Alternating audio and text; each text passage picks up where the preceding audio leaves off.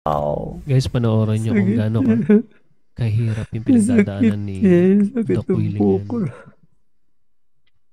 I check my WBC. Sabi niya, paano ka nabuhay?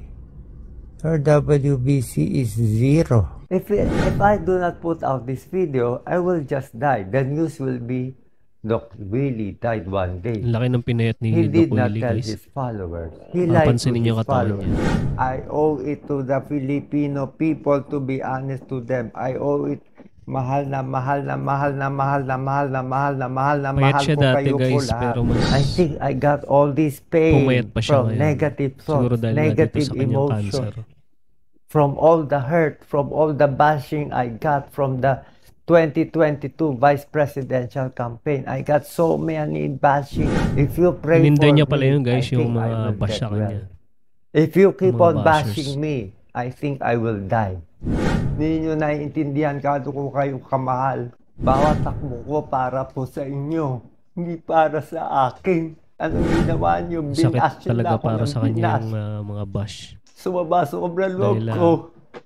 Malinis yung intention niya. May isang basher nagsabi sa akin, noong 2022. Doc Willie, even if you run 10 times again and again, you will lose again and again and again.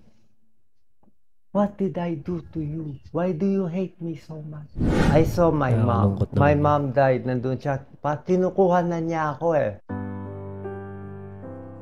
Sana guys, gumaling na si Doc Willie at bumalik na yung dati niyang condition. I was vomiting, delirious, high fever.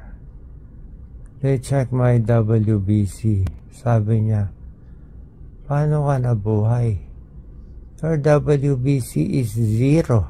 My BP was low, 85/60, dehydrated. Patuloy lang natin pagdasal si Doc Willie, guys. Vasodilation of the artery ikagagaling niya kagad from possibly E. coli.